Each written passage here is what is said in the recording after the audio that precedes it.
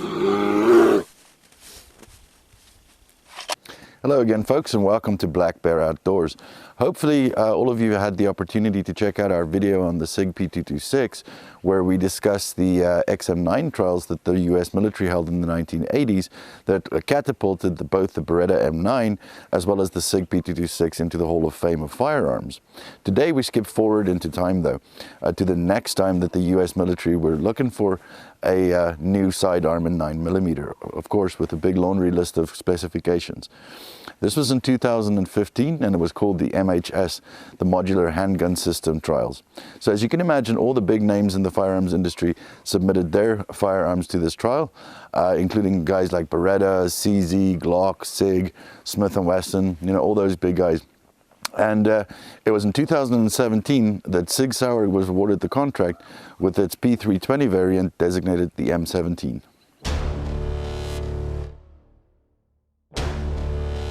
The new firearm was first introduced into the US military in 2017 and was given to the 101st Airborne.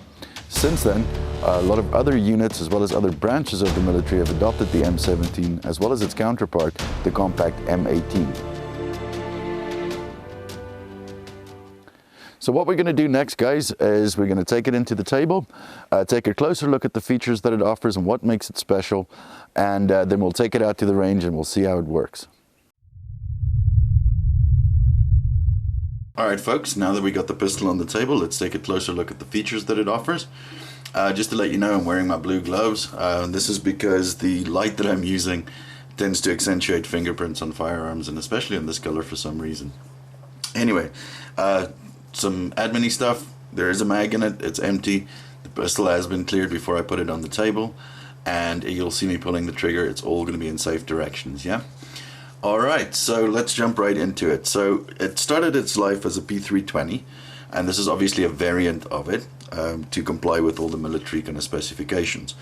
The color that you're looking at is the polymer lower, that's in coyote tan, and the stainless steel slide in a PVD finish. Now it kind of makes you think of the Scar with that little two-tone thing going. I quite like that.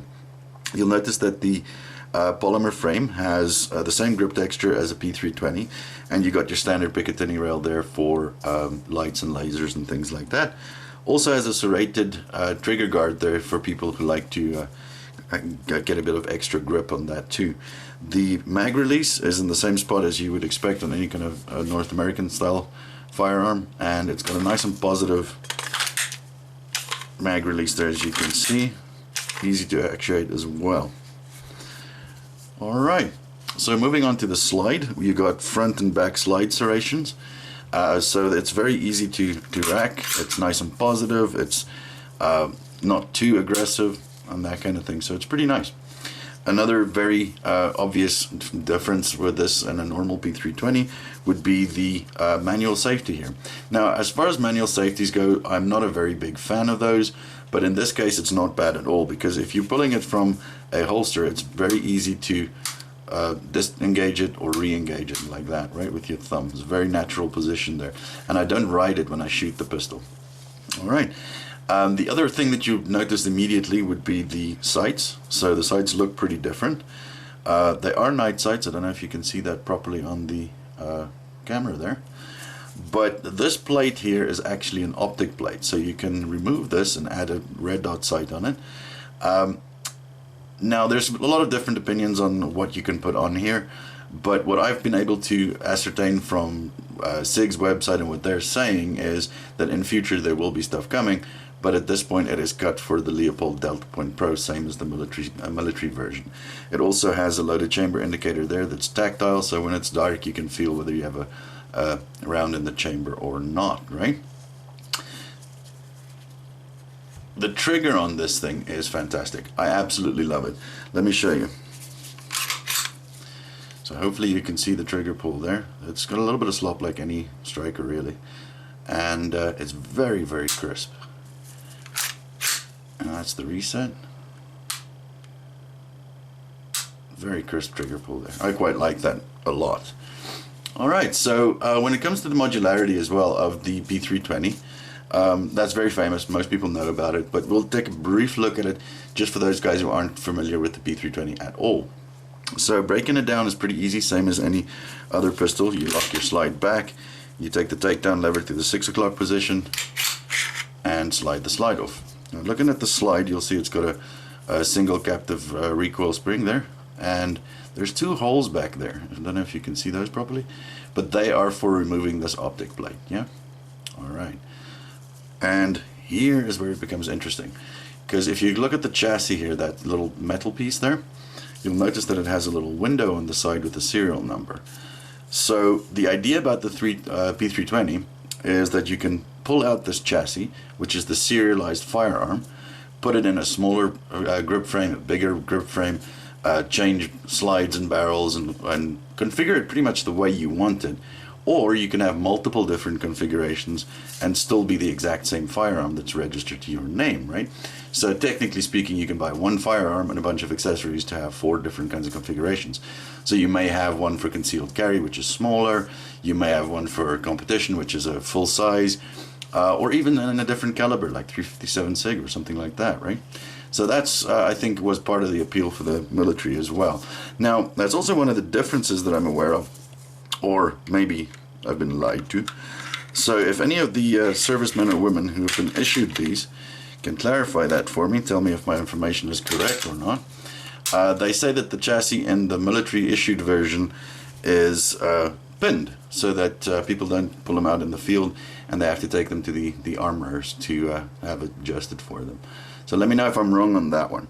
The other thing that you'll see is it's got the black controls. Now the original test firearms that went out to the 101st Airborne had Coyote 10 controls, and that was available as a collector's edition to the civilian world as well. But later on, apparently the Army decided they're going to go for black controls as well. I don't know if it's because of ease of manufacture or you know, kind of how available the parts are or anything, something like that. But what that means for the collector is it makes this one even more authentic. So pretty big win there for everybody. So that's pretty much what I can tell you about the firearm on the table, guys. So let's take it out to the range and see if it shoots.